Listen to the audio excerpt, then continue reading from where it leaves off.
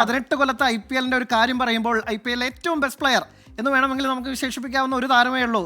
അത് നമ്മുടെ വിരാട് കോഹ്ലിയാണ്. അദ്ദേഹത്തിന് പക്ഷേ കപ്പില്ലാത്ത ഒരു ഇല്ലെങ്കിൽ കിരീടമില്ലാത്ത രാജകുമാരൻ എന്നൊക്കെ തന്നെ വിശേഷിപ്പിക്കാം. രാജാവാണ്, രാജകുമാരനല്ല.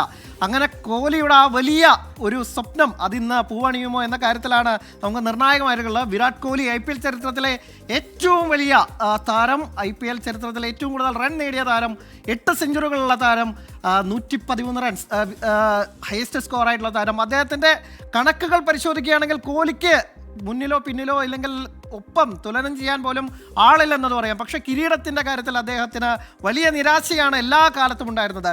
ഒരു കിരീടം കൂടി നേടിയാൽ അദ്ദേഹത്തിൻ്റെ കരിയർ പൂർണ്ണമായി എന്ന് തന്നെ പറയാം. പ്രത്യേകിച്ച് ടെസ്റ്റ് ക്രിക്കറ്റിൽ നിന്ന് വിരമിച്ച് നിൽക്കുന്ന ഈ കാലഘട്ടത്തിൽ ഈ സീസണിലും കോഹ്ലി തന്നെയാണ്. കോഹ്ലിയുടെ ആ അടങ്ങാത്ത റൺദാഹം തന്നെയാണ് ഈ RCBയുടെ കരുത്ത് എന്നും പരിശോധിക്കേണ്ടിയിരിക്കുന്നു.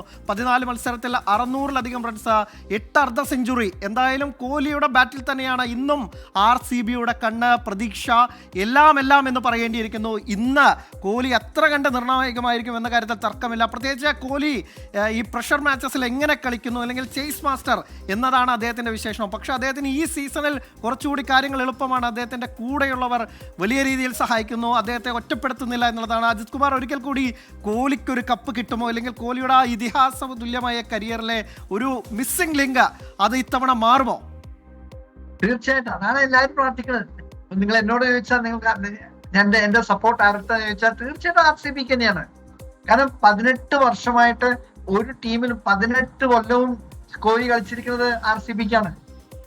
വേറെ ഒരു ടീമിനും കളിച്ചിട്ടില്ല. എന്നാൽ ശ്രേയസ് അയ്യറിന്റെ 3-മത്തെയോ 4-മത്തെയോ ടീമാണിത്.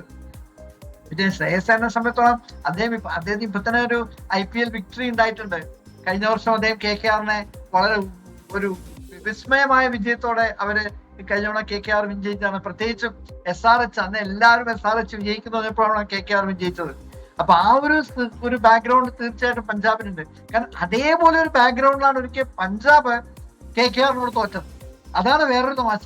ആ ഒരു കാര്യം നമ്മൾ 2014 സെമിഫൈനൽസില് പഞ്ചാബ് CSK തോൽപ്പിച്ചു.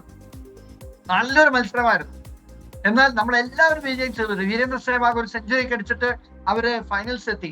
എന്നാൽ അന്ന് KKRനോട് അവര് തോൽക്കുകയുണ്ടായി. ആരും പ്രതീക്ഷ മാക്സ്വെലും സേവാഗും ഒക്കെ ടോപ്പ് ഫോമിലായിരുന്ന കാലത്ത് ലാസ്റ്റ് ഫൈനൽസില് നല്ലൊരു സ്കോർ എടുത്തെങ്കിലും KKR നന്നായിട്ട് ചേസ് ചെയ്തെടുത്തു ആ മത്സരം. അപ്പൊ അങ്ങനത്തെ ഒരു പ്രശ്നം പഞ്ചാബിനും ബാക്കി ബാക്ക്ഗ്രൗണ്ടിലുണ്ട്. പക്ഷെ 11 വർഷത്തിന് ശേഷമാണ് അവർ ഫൈനൽസിൽ എത്തുന്നത്. അവരെ സംബന്ധിച്ചിടത്തോളം അതൊരു വളരെ പ്രധാനപ്പെട്ട ഒരു കാര്യം കൂടിയാണ്. ആൻഡ് ശ്രേയസ് അയ്യർ ഞാൻ പറഞ്ഞത് ഇതൊരു പേഴ്സണൽ വിക്ടറി ആയിരിക്കും ശ്രേയസ് അയ്യറിനെ സംബന്ധിച്ചോളം. കാരണം അദ്ദേഹത്തിന് ഈ വിജയം അത്യാവശ്യമാണ്. അദ്ദേഹത്തിന് ആ വിജയത്തിലൂടെ അദ്ദേഹത്തിന് ശരിക്ക് അദ്ദേഹത്തിന്റെ ബാറ്റിലൂടെ സെലക്ടർമാർക്ക് ഒരു റിപ്ലൈ കൊടുക്കാനും പറ്റുന്ന ഒരു അവസരം കൂടിയാണ്.